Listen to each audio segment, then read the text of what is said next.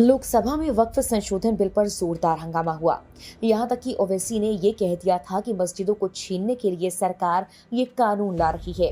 लेकिन क्या आप जानते हैं, इसी वक्फ बोर्ड ने 1500 साल पुराने एक मंदिर समेत पूरे गांव पर दावा कर दिया था। ये सुनते ही गांव के लोग चौंक गए थे। अब जब वक्फ संशोधन बिल चर्चा में है, इस पर बहस छिड़ी है, तो आपको इस किस्से को जरूर सुनना चाहिए। तमिलनाडु के तिरुचि जिले में एक गांव है जिसका नाम है तिरुचेथुरई।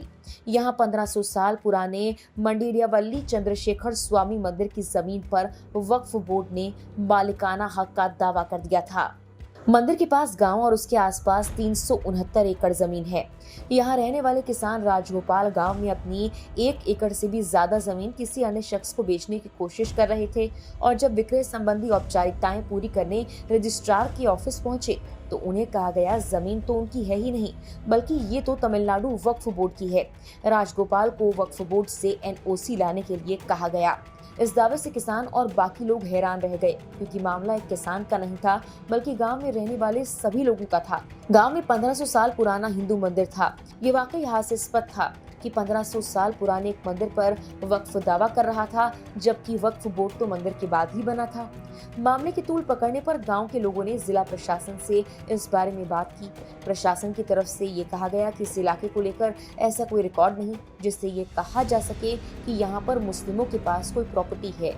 ऐसे में ये मामला पेचीदा हो गया। इसके अलावा तमिलनाडु के 18 गांवों की जमीन पर वक्फ बोर्ड अपना दावा ठोक चुका है, जिसमें कहा गया था कि इन गांवों में मौजूद 379 एकड़ जमीन वक्फ बोर्ड की है, जिसे 1954 के सर्वे के आधार पर सरकार द्वारा दिया गया था।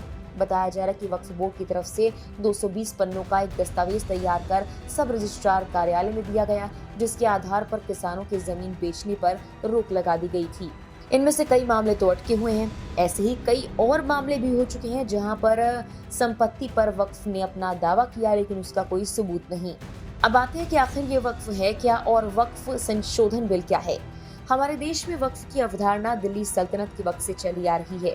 वक्फ कोई भी चल या अचल संपत्ति हो सकती है। इस्लाम को मानने वाला कोई भी व्यक्ति धार्मिक कार्यों के लिए अपनी संपत्ति को वक्फ के लिए दान कर सकता है।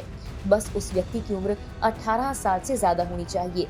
इस दान की हुई संपत्ति का मालिक व्यक्ति नहीं माना जाता। हालांकि इसे संचालित करने के लिए वक्फ बोर्ड होते हैं। सभी वक्फ बोर्ड वक्फ अधिनियम 1995 के तहत काम करते हैं। देश की आजादी के बाद 1954 में वक्फ अधिनियम पहली बार संसद की ओर से पारित किया गया था।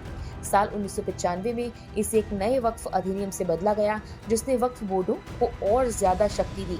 साल 2013 में वक्फ अधिनियम में संशोधन किया गया। इसमें वक्फ बोर्डों को मुस्लिम दान के नाम पर संपत्तियों का दावा करने के लिए असीमित अधिकार प्रदान किए गए। संशोधनों ने वक्फ संपत्तियों की बिक्री को असंभव बना दिया। वक्फ संशोधन बिल 2024 का उद्देश्य वक्फ संपत्तियों के प्रबंधन, पारदर्शिता और दुरुपयोग रोकने के नियमों को सख्त करना है।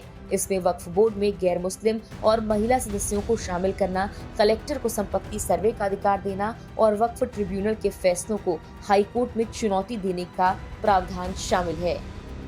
फिलहाल के लिए इस वीडियो में इतना ही।